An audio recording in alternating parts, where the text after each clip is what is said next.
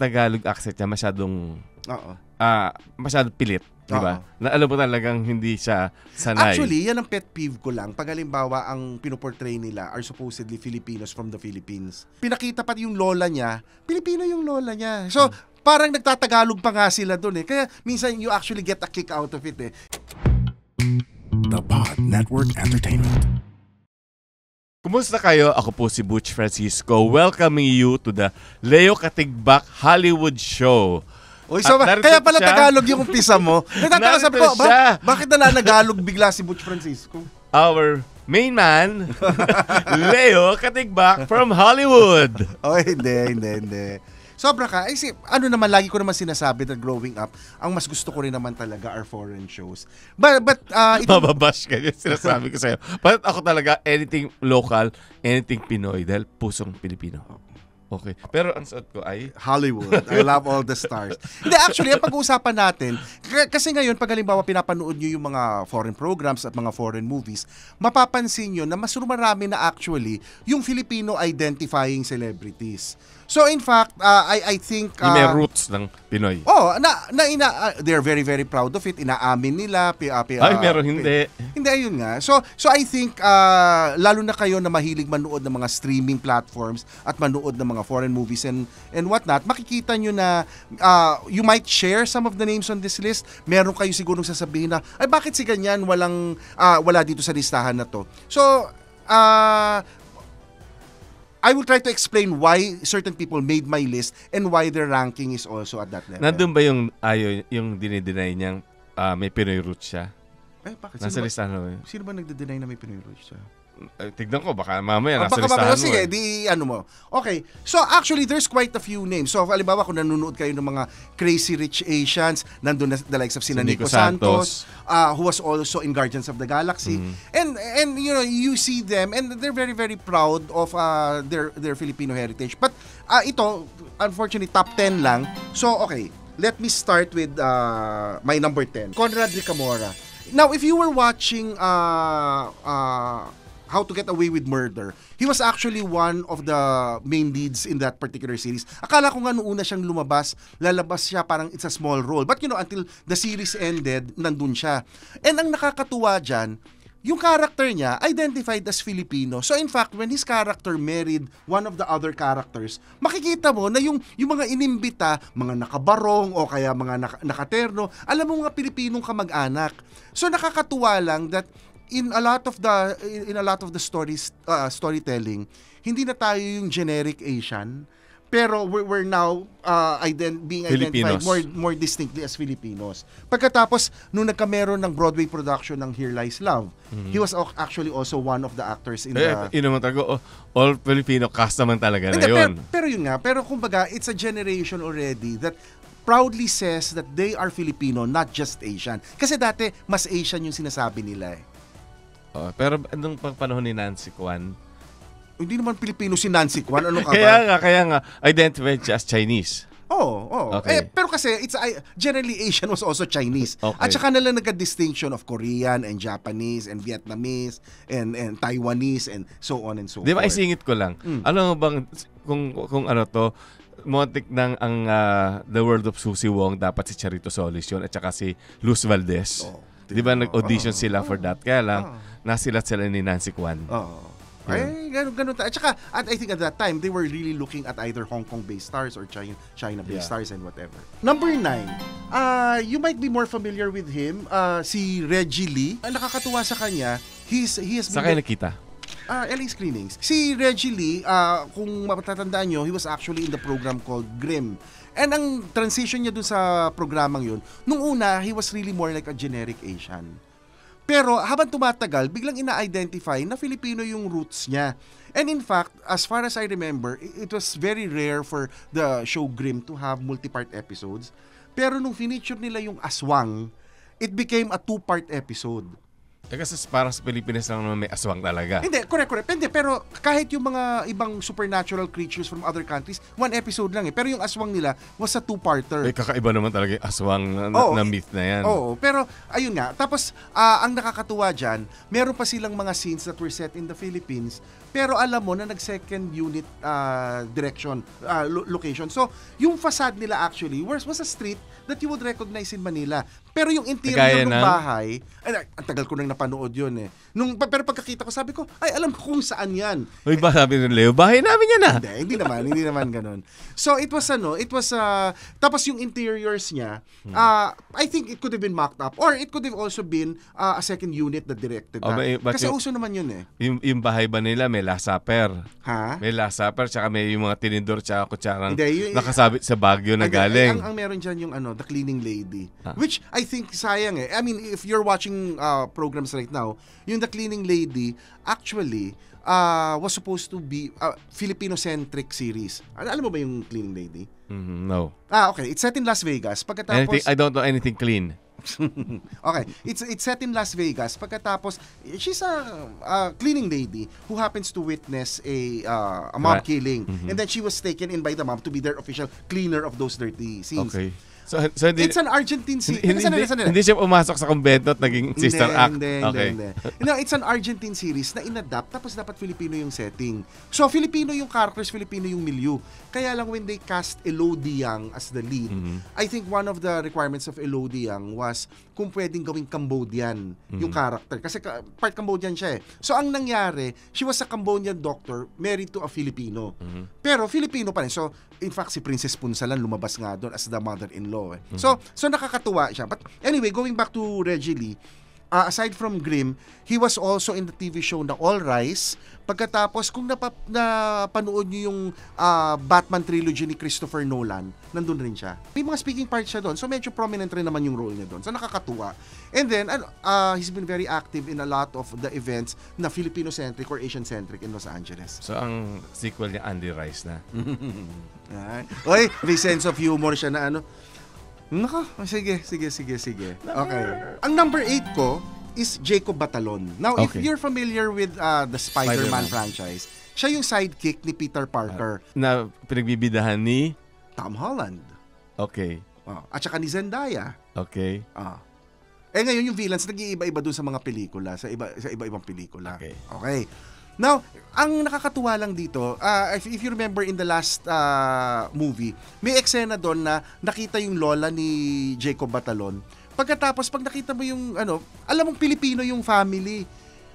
Pilipino yung setting. So, alam mo na, siya yung parang, third generation Filipino, na yung lola dumating, siya yung first generation, yung magulang sa Amerika na, tapos yung third generation, yung apo, sa Amerika na talaga pinanganak, at as American. Pero, nandun pa rin yung Filipino culture nila. Now, he's also very, very prominent because he starred in 2 seasons of the sci-fi series Reginald the Vampire, which unfortunately I just read before they will not renew it for a 3rd season. Because?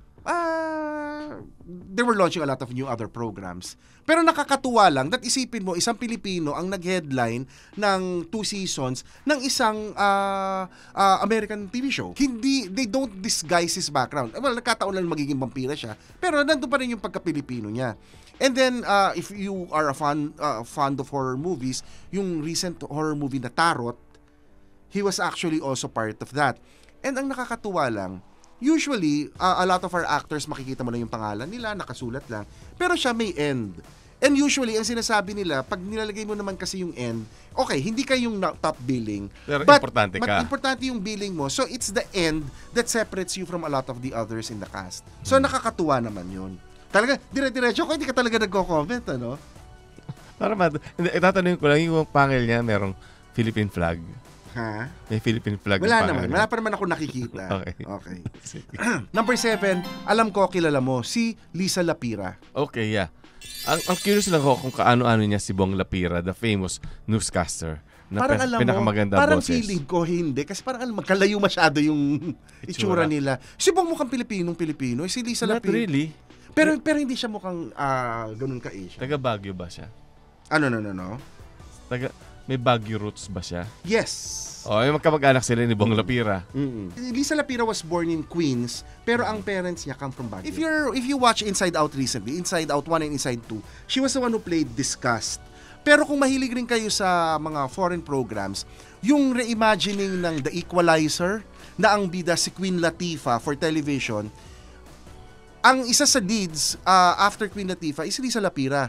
Pagkatapos, ang pangalan ng character niya doon ay Mel Bayani. She's a sniper, she's a sharpshooter. Pero lahat ng labas ng backstory niya, Pilipino.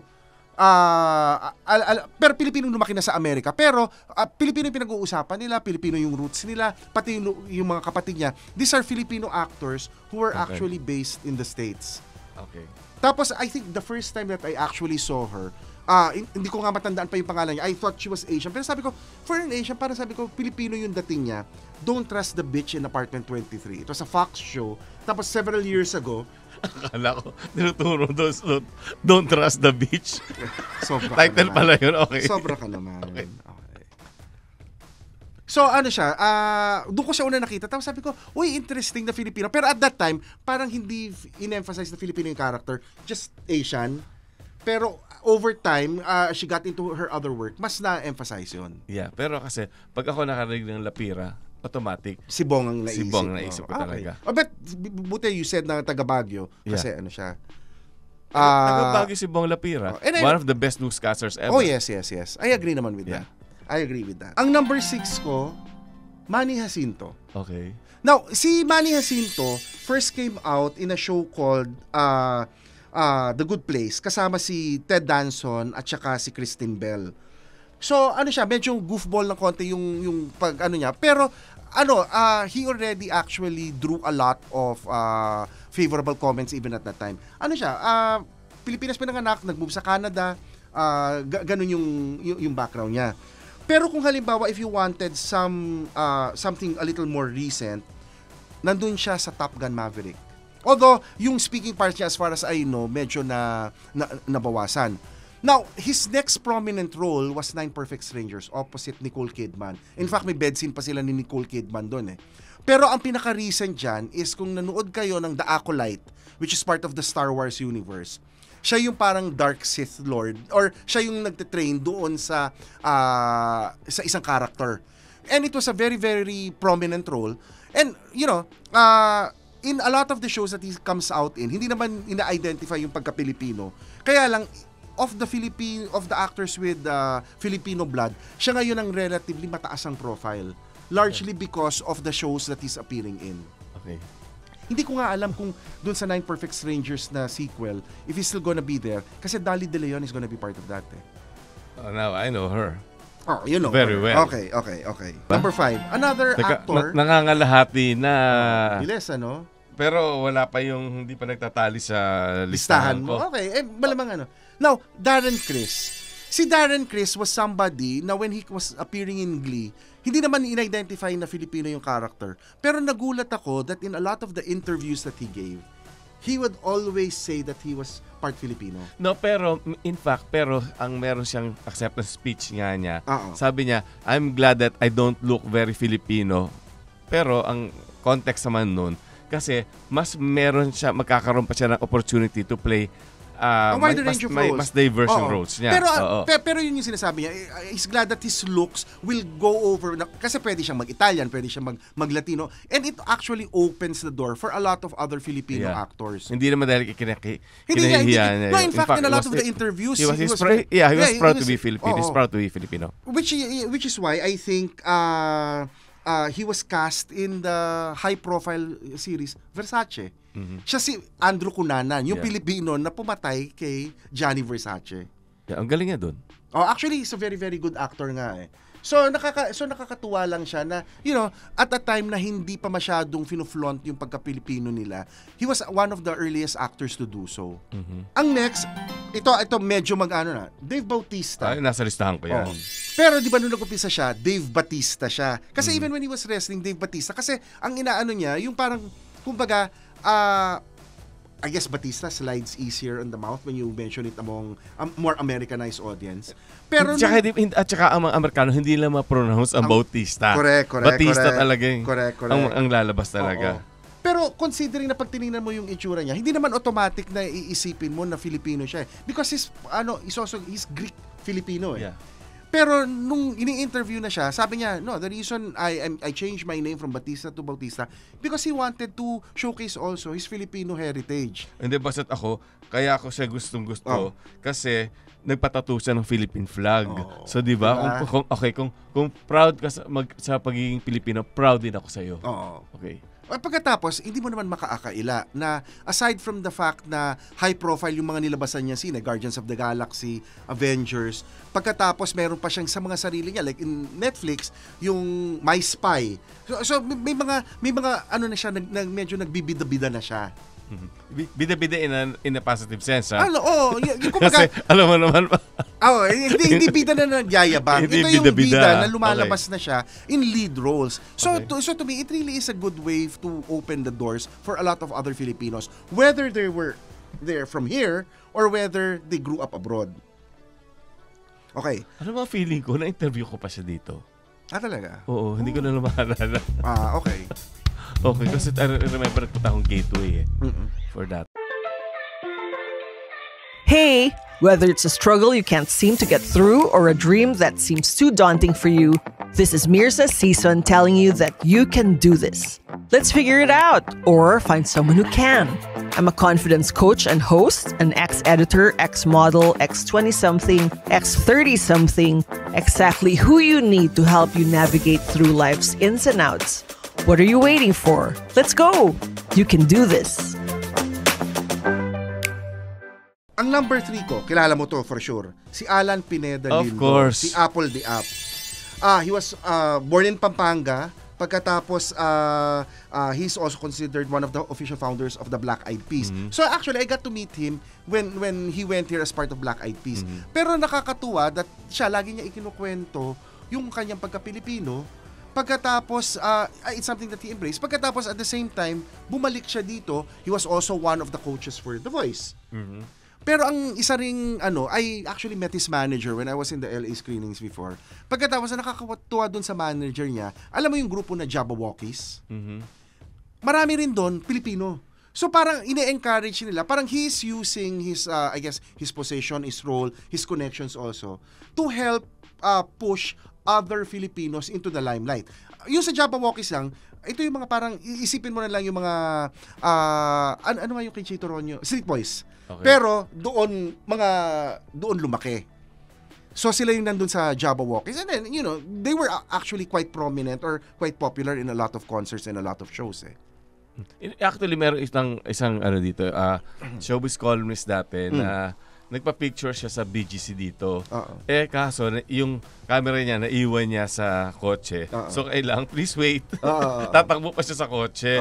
Hindi naman ito nagalit. Nagalit yung manager. Pero kasi naman din, di ba?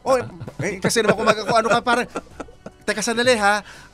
Kailangan ko lang hindi mo inisip na, teka, nagmamadali itong mga to, marami itong gagawin. Tapos, hindi pa doon natapos. Okay. May naiwan pa.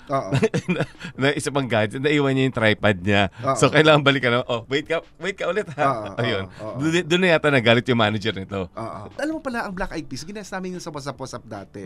Tapos, as in, dahil, pag gumagawa, nag-news pa sina Vong at sina Tony, nandun lang sila sa isang side, inaantay hanggang kailang EQQ. Isipin mo, pinapag-antay namin ng mga 30 minutes yung Black Eyed Peas. So ano nga talaga? Tama yun dun sa nagmamatch sa story ko na mapagpasensya siya.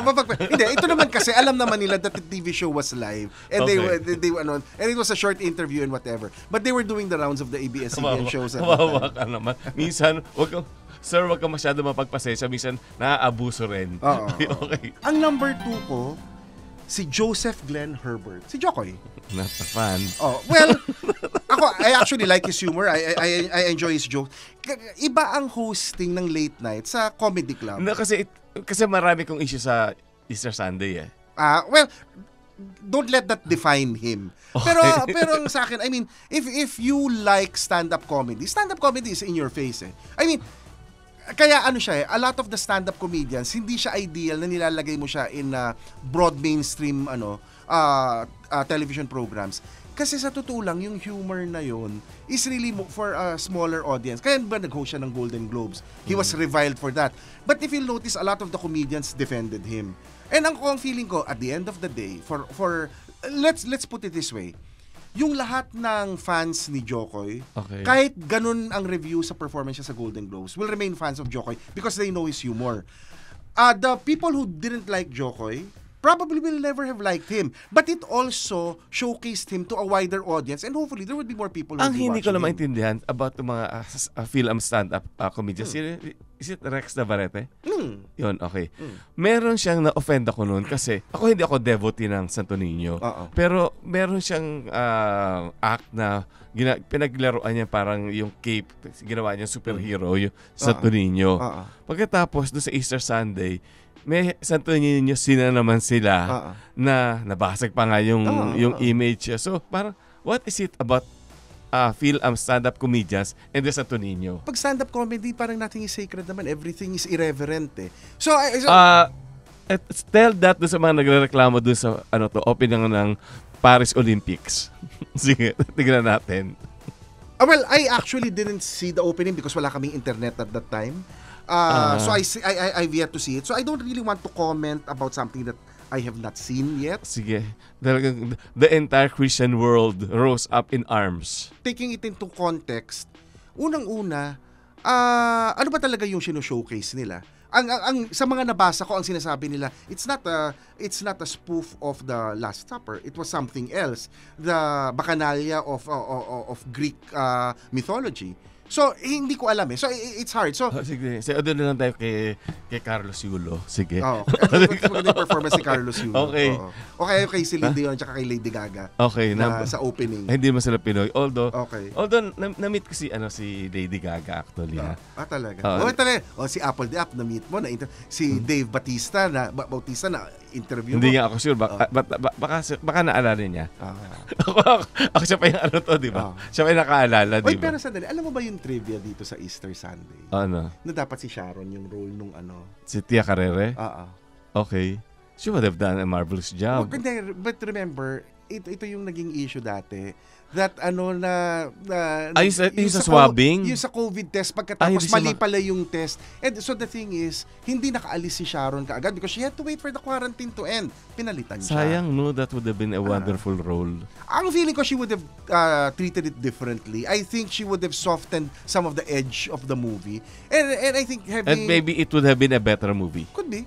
Kasi Sharon It's hard to say. And then, tsaka feeling ko, her approach would have been very, very different. Kasi si Tia Carrere, mas in your face eh. Hindi, kay Tia Carrere, kasi yung Tagalog accent niya masyadong pilit. Diba? Na alam mo talagang hindi siya sanay. Actually, yan ang pet peeve ko lang. Pag halimbawa, ang pinoportray nila are supposedly Filipinos from the Philippines. Kaya to me, dun sa The Cleaning Lady, I love the fact that they cast Princess Punsalan. Kasi pag si Princess Punsalan nagtatagalog, papaniwalaan mo talaga pati yung accent. It's clean English, but it's not American English na nagpipilit magtagalog.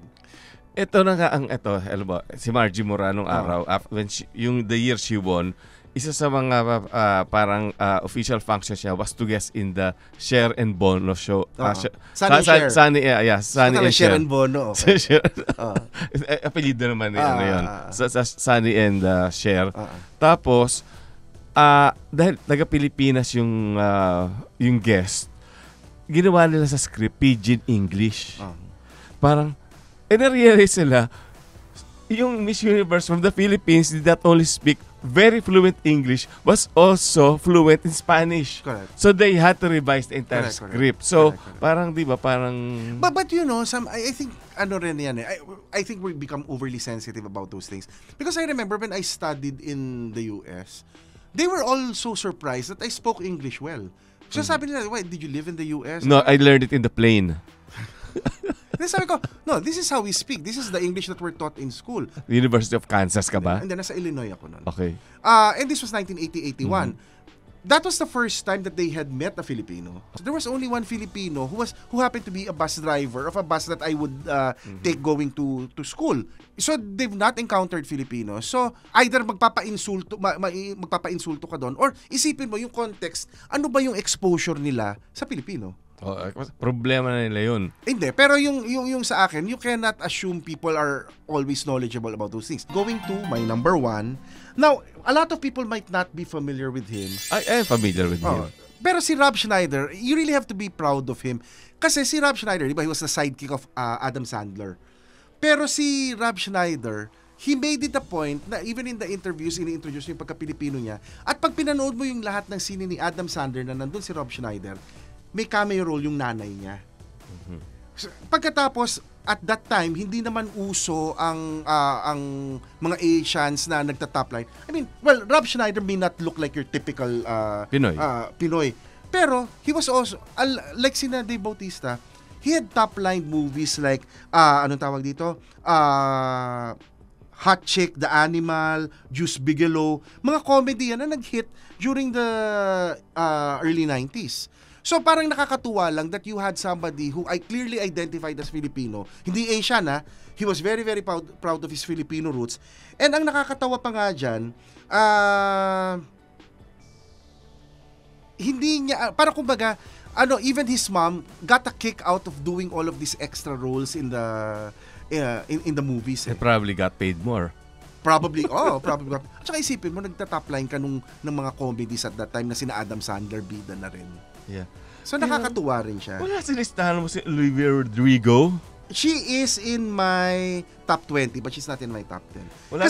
Wala si Lou Diamond Phillips ng La Bamba? Pero hindi, because Lou Diamond Phillips always identified as a Latino. Hindi, eventually naman. No, eventually. Nung all of these other actors were identifying as Filipino already, doon mo mas nakita. Kasi kung iisipin mo, ang dami dyan.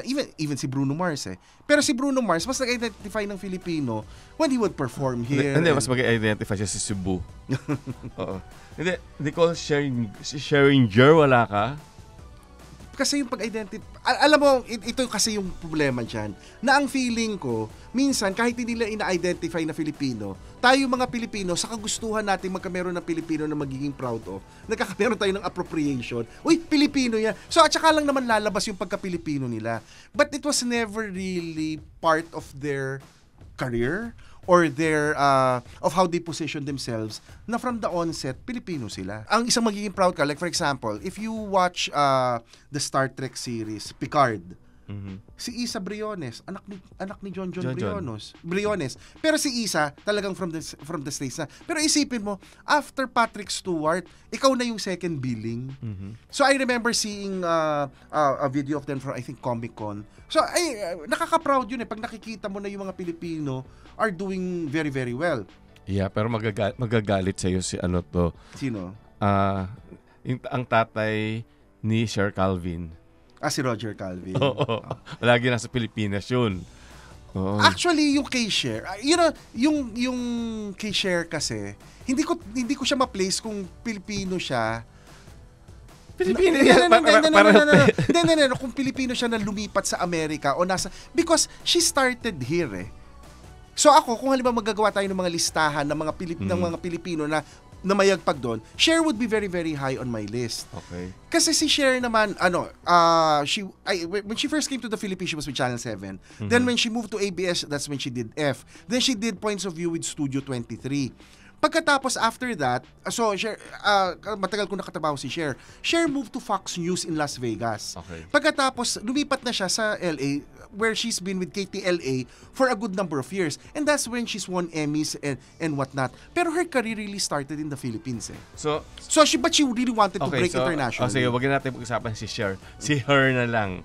Si Her. Si H-E-R. H-E-R. Her. Si Having Everything Revealed. Oo. Si Gabriela Sarmiento Wilson. Hindi mo siya sinama. Hindi. Kasi, ang feeling ko kasi, okay. May Oscar siya, tapos ang dami niyang Grammy. Pero kasi ang feeling ko, parang it was a later on riding on that. There's a Filipino wave. You have to admit there's a Filipino wave now So, yung sa akin, sila ni Nicole and they're riding on that wave. My list was really more of the actors who had their pagka-Filipino included in the shows, or even like in the case of Darren Criss, kahit na walang relevance yung pagka-Pilipino sa Glee, pinagmamayabang niya na Pilipino siya. Okay. So Pero kasi katulad I met Sarah Ramos. She was in Community and nagulat ako kasi when I met her, pag tiningnan mo siya, she looks very very American. Pagkatapos nung sabi, "Oh, you're from the Philippines," sabi niya, "Oh, I'm part Filipino." And to me, that's always something na natutuwa ako when people who you wouldn't even think were Filipinos would suddenly blurt out and proudly say that they are part Filipino. Okay. So, Okay. are you proud to be a Filipino? Yes. Oh, ito, kilala mo ba si Kate Severano? Si Liza? Magkaiba pang spelling ng pangalan nila. Kate Okay. Severano is an Australian singer and she's quite a popular Australian singer. Maybe not for the new generation because I knew about this. Tapos, I had a friend from Australia. Pagkatapos sabi niya, "Leo, have you ever heard of Kate Severano?" Sabi ko, "No, I'm not familiar with her." Sabi niya, "She's very, very popular in Australia and she's Filipina." Then he sent me a CD of her songs. Pag pinakinggan mo siya, world class ang boses niya. Pero sabi niya, but she identifies as Filipino. She's kaya ko lang nalaman eh. So doon na pumasok sa isip ko na heto meron kang mga performers na hindi integral sa pagsikat nila ang pagiging Pilipino nila, pero proudly ina-announce nila na Pilipino sila. And to me, that was actually the bulk of my top 10 list. So that is my list. Okay, congratulations. Oo. Okay. So, pero wala pa rin si Her sa'yo. Oh, wala si Her sa akin. Oo. Nasa top 20 ko siya pero wala siya sa akin top 10. Okay. At wala si Vanessa Hudgens sa'yo. Alam mo kasi yung kay Vanessa Hudgens, parang lately rin naman yung pagka-Pilipino niya eh. Parang, at saka, kaya lang lumabas yung pagka-Pilipino niya, kasi parang ang dami nag-a-appropriate. Uy, alam mo, may dugong Pilipino yan, sikat yan. So parang by default, sumikat rin tayo. Sabi niya, sige na nga. So yun, yeah. Ganun. Okay. And with that, with that, we finish our list of a very, very short episode kasi talaga si Butch hindi nag-comment. hindi ako pinayagan. Ano hindi pinayagan? But anyway, hopefully, And then, tsaka remember, this is the Leo Katigbak Hollywood show. No. So, kaya nga, pinaubaya mo na sa akin, yun ang Oo. sinasabi mo. Hindi, ako lang naman. mas mukha ka namang Hollywood. Sira. No, I know, I really wanted to do this episode because it's a good time to be in media right now, especially abroad, when a lot of people are actually proudly announcing they're Filipinos. Whereas in a lot of cases, we may be so disgruntled to say that we're Filipinos because of the kind of politicians that Hindi we have. naman kaya to. Kasi di ba hindi mo napansin sa mga Amerikano ngayon, pagka may YouTube channel, laging anything about Filipinos, anything about the Philippines. Kasi alam nila, ang mga Pilipino, susuportahan sila. Parang, there is this guy in New York na would do anything, puro like, di ba, meron yung, may Jollibee, halimbawa, sa New Jersey yata, I think. So, dadalhin niya doon, papakakainin niya yung mga what do you think? This is from the Philippines. Or, basta that, or yung ube na kinababaliwan niya ng mga Amerikano. Kasi alam nilang, ang mga Pilipino, pag sinabi nakita nila sa social media na, na may mention ng Philippines, dagsaan tayo doon. Correct. But isn't that really indicative that we are desperately looking for things to be proud of? Well, maraming actually, we are a desperate nation. I think so. I'm sorry. That's why I'm so sorry happy. to say that kasi ang hirap naman talaga ng buhay, di ba? Correct, Of course, sa ibang parte rin naman ng mundo, kahit sa Amerika, nagmahal na rin yung bilihin. Kasi ba, ipagmamamayang Mumbai yung pinagagagawa ng mga ibang nasa power dito, di ba, nakakabuwisa, parang kahihiyan lang ang dinadala sa Pilipinas. Mabuti pa tong mga to. Pero nasa listahan niya ng mga top 10 favorite politicians niya. Ako lang, I judge it purely at the time that they were in office based on the stuff that I know. Nga, kung meron ikaw may mga alam ka na other stories about that, I'm not privy to it. But anyway. Yeah. And with that, I hope you enjoy the list. I hope you enjoy these programs also that we mentioned. Give it a shot. Nakakatuwa naman na nakaka-proud rin pag nakikita mo tong mga artista na to na making a name for themselves and proudly wearing their identity as Filipinos. Yeah. Ako po si Butch Francisco with proudly na taga-Illinois na si Leo Katigbak. Nag-Illinois ka pala? 1 year. I was there 7 days short of a 1 full year. Sige, spell Illinois. Illinois. Oh, you don't pronounce the S. Ayun. Capital, Springfield. Springfield is the political capital. I think Chicago is the financial capital. Yeah. Anyway, with that, nag-nosebleed na ako. Okay. O siya, maraming salamat po. Tapusin natin po in Tagalog. Ito ho ang Best 10 Bets. At, sige, Tagalogin mo nga yan.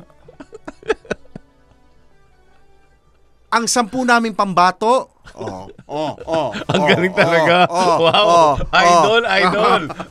So ito po si Neo Katigba kasama si Butch Francisco. Proudly local. Na medyo tahimik ko ngayon. Subaybayan niyo po kami sa mga susunod pang edition ng Best 10 Bets. Sa ating extension, sa ating podcast, hindi, si Shay Michelle, di ba? In the news yan kasi parang sinasabi niya na ang roots niya ay Spanish roots, pero may mga picture na kasama yung nanay niya who really looks maganda naman, Filipino, pero naka-duster. So, di ba, parang so, alam mo, Pinay yung nanay niya. Pero ewan ko kung masisisi ba siya na baka yung iba kasi, di ba, pag sinabi dahil na-colonize tayo ng Spanish, automatic, iniisip nila, may Spanish roots talaga. Yung gano'n, baka gano'n. So, kung... Ano ba? Insulares ka? Peninsulares? Indio? Basta ang Peninsulares, born in Spain. Ang Insulares, Pilipino. Born in... So, mas mababa ang uri mo pag Insulares ka. Tapos ang mas mababa doon, aliping na mamahay at aliping na sagigilid. Hindi, yung sagigilid ang pinakamababa. Kasi for life yun. At saka... Pwedeng, at least alipin na mamahay, nasa loob ka ng bahay kahit papano. Tsaka may day off ka. Yun. So anyway, so ayun. Pero alam mo, ang daming bukod nga yung kay Charito Solis, sila Luz Valdez, Barbara Perez almost became a Hollywood star. Kaya lang, sinasabi si chose love over a Hollywood career. Pero totoo, parang sabi niya, hindi rin niya kakayanin yung mga roles na offer sa kanya kasi alam mo si Ate Barbara may yung conservative. Correct. So and then tsaka usually I think they can get away with more risque roles with kasi pag tingin mo Asian, o di pa paghubarin mo di ba? Gawin mo pokpok. Hindi kasi ang Asian nung araw automatic ginagawa nila kontrabida sa Hollywood. Oo. Di ba? Totoo naman. Pero pero isipin mo, at least there were people who manage kahit paano. Techi Agbayani. She was in John Boorman's Emerald Forest. Pagkatapos, si Cesar Montano, nakakalimutan ko nga yung scene na ginawa niya. The Great Raid. The Great Raid, yes. Which was done, I think, by Miramax. Pero naman, napanood ko naman yun. Naman, yung production design naman nun, yun namang forestry naman, kilalanin nyo naman, yung mga puno doon, hindi tumutubo sa Pilipinas. Alam mo, those are some of the realities when you have to substitute parang yung A Dangerous Life. Bigla yung mga Pilipino nagmukhang Bombay, nagmukhang Indonesian, kasi pinagbawalan silang mag-shooting dito. Paano ka naman ng limpak-limpak na... Ito may kay Cooley Desma? A Dangerous Life? Hindi, ito yung kina Dina Bonnevie. Hindi. Teka. The Year of Living Dangerously yung kay Cooley Desma. A Dangerous Life yung kay Cory Aquino. Yun, yung nandun sina Tessie Tomas, sina Dina Bonnevie, sina Gary Busey. Yung napaka-overacting ni Gary Busey. Yung talaga. Overacting naman talaga si Gary Busey. So, tapos, ang nakakatawa dyan, yung, ito yung kung pwede ko ikwento, kasi nung pinapanood na ng mga, in power pa yung, ang mga sila Cory noon, yung mga anak, nagtuturo, hindi ako yan. Dun sa deny nila yung identity. Oo. So, ayun. And with that, we end our special podcast. And we end our Hollywood dream. Yes. Okay. Thank you. Never naman akong karoon Hollywood dream. Ikaw nagkaroon? Medyo. Talaga? Tayo ng pangarap mo, ha? Done. The opinions of podcast creators, hosts, and guests are not necessarily reflective of the official stance of the Pod Network Entertainment, its hosts, or other network programs. The content created by the people behind the podcast is personal and not meant to harm any religion, ethnicity, group, organization, company, or individual.